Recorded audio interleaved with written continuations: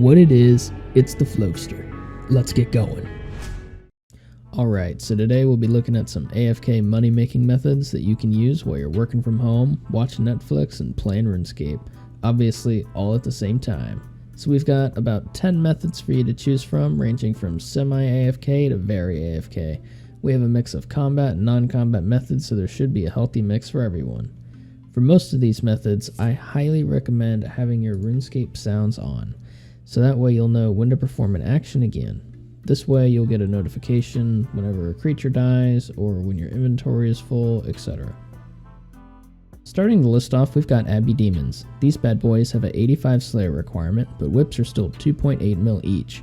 Kill speeds on average were 22 seconds per Abbey Demon, accounting for the 2 minutes of banking, and we're looking at 158 kills per hour, which means the average whip drop rate at a rate of 1 in 512 would happen once every 3 hours and 10 minutes.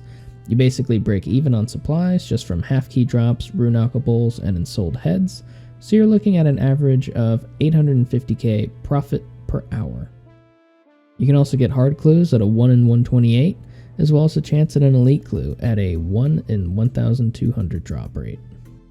Gear setup is going to look something close to this. Remember, the goal is to AFK, so we want a high prayer bonus, so we're looking at 39 here. The setup is a solid middle ground of strength and prayer. If I swapped out these Devout Boots for Dragon Boots and the Ring of the God's Eye for a Berserker Ring Eye, my max hit would only go up by 3 damage, and I would lose 13 prayer points, as well as the Holy Wrench effect from the Ring of the Gods. So I prefer this setup here because we are getting about an extra 45 seconds of prayer points at level 85 prayer. So at our 39 prayer bonus, we'll have over 3 minutes before we need to drink a prayer potion, and we're able to max it at 43. For reference, I'm also 99 strength and using Piety and Divine Super Combat Potions. For inventory, this should last you an hour no problem. Don't forget to bring a Slayer Helm or a nose peg for going up the chain, so that way you don't get zucked by the Aberrant Spectres. You'll also want a Ring of Slayer to teleport there quickly, and a Rune Pouch with Alch Runes. Teleport to house as well if you have a Pool of Rejuvenation or better. If not, you can bring a Ring of Dueling and teleport to the Ferox Enclave in order to access the Pools of Refreshment located in the northwest corner. And the Pool of Refreshment is used to restore hit points, prayer, and run energy. It will also reset all boosted or lowered skills, and there is also a bank nearby, making this a great option on a budget. Clicking once every 22 seconds and a little trip to the bank ranks Abbey Demons as a semi-AFK, low-stress means of making some decent cash.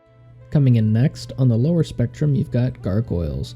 These require 75 Slayer, and I highly recommend only killing these after you've unlocked Gargoyle Smasher, which is an ability from a Slayer Master that you can purchase for 120 Slayer points that will automatically allow your character to use the Rock Hammer. The inventory and gear setup will be the same, except this time you can use a Sarachnis Cudgel, as Gargoyles have a +0 to crush, while they have a +20 to slash and stab defense. Also, don't forget your Rock Hammer. At an average kill speed of 17 seconds, you can expect to kill around 200 Gargoyles per hour. This will cost 15 prayer potions and 3 Divine Super Combat Potions and supplies. After subtracting that 200k in supply cost, we'll still produce on average a profit of 500k per hour. Here you're looking at Granite Maul drops, rune items to Alch, and coins as your big hitters. But you'll want to be picking up most drops. You can also bring Guthans here if you'd prefer, and you'd still likely make around 400k an hour. You'd have less kills per hour, but you wouldn't be spending 140k on prayer potions. You would still, however, use Divine Super Combat Potions. The plus side, though, to using Guthans is that you would be able to AFK even longer, because your kill speeds would be slower, so you'd have to do less clicking, and you also wouldn't have to worry about prayer potion management. Coming in next, we've got Runecrafting Blood Runes. This will require 77 runecrafting, 38 mining, 38 crafting, as well as 73 agility and the full graceful outfit to maximize profit. You will also need 100% Arceus favor. Don't forget a chisel and pickaxe. The quickest way to get there is by using a fairy ring and going to fairy ring code CIS, which will take you north of the Arceus library. You can activate this fairy ring by talking to Trossa and paying her 80k. This is a one-time fee, and then the fairy ring code will be activated forever. You'll start by traveling northeast of the fairy ring until you reach the location with 2 dense runestones. Your character will continue to mine until it depletes, at which point you can mine from the other dense runestone. Once your inventory is full, travel back toward the fairy ring, but stop when you reach the dark altar. Click on the altar, and then use your chisel and the dark essence blocks in your inventory. To maximize your GP per hour, you should run and use your chisel on the essence blocks at the same time. Once you have a second inventory, you're going to do the same thing you did the first time, except we'll be traveling to the blood altar. At this point, just follow the path that I'm traveling until you reach the blood altar.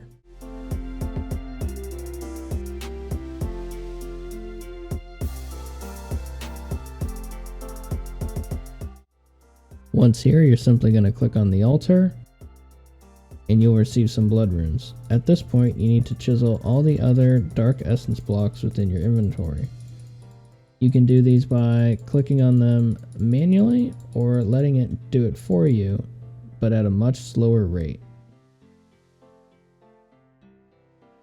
When you have your second stack of dark essence fragments, click on the altar again to get even more blood runes.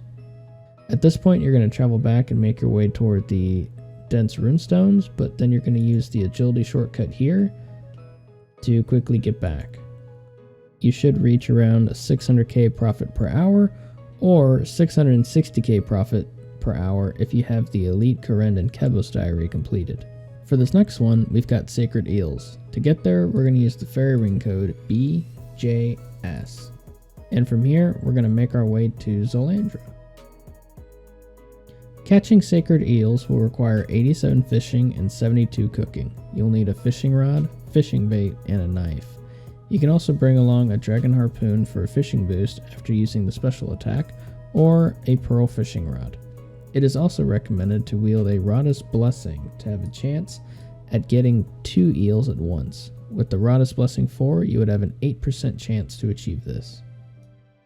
Once you have a full inventory, simply use your knife on your eels to gather Zulrah scales. If you manually cut the eels, you'll be able to process them faster. With this method, at 91 fishing and 99 cooking, I was making just over 200k profit per hour.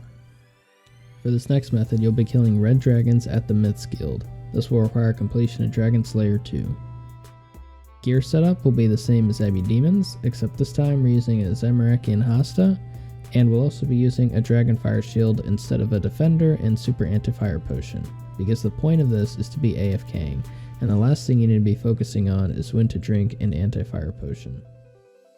Inventory will be pretty basic, because our main source of income will be Dragon Bones and Red D'hide, as well as Dragon Javelin Heads. You can also bring a Soul Bearer for the Ensouled Dragon Heads. To quickly get here, you'll be using a Myth Cape to teleport. Just right click that, teleport, and it'll take you to the spot that I'm at right here. And then from there, just enter the mythic statue, run a little west, turn on your quick prayers, drink your divine super combat potion, and enjoy your life. You can expect a full inventory after about 5 minutes. In total supplies, you're looking at about 2.5 divine super combats, as well as 8 per potions an hour because we're banking more frequently. I average 10 kills every 5 minutes, which including bank time we'll call 6 minutes, which yields 42k a trip. This gives us a solid 100 kills per hour. After subtracting about 120k in supply costs, we're looking at a profit of 300k an hour. Moving on, we've got cooking raw sharks. At level 89 cooking with cooking gauntlets at the Hosidius clay ovens, you'll never burn a shark. Otherwise, you can use cooking gauntlets anywhere at level 94 cooking and never burn a shark. At level 99 cooking, you can simply wear the cooking cape to prevent burning raw food. Other good locations to cook are Rogue's Den and the Cooking Guild. With this method, you'll be looking at around a profit of 225k per hour. For this next method, we've got mining basalt. This will require the Making Friends with My Arm quest. Recommended items would be Prospector Outfit and Dragon Pickaxe. The Varrock Plate Body buff does not work on these rocks. To get there, you're going to want to use this Icy Basalt to teleport to Weiss. From here, you're going to cross this little boulder, and go back to Snowflake, who is a character from the quest. And in that area, you are going to venture down into the mines. Once here, you'll want to mine the 2 rocks that I've highlighted on the screen until you have a full inventory.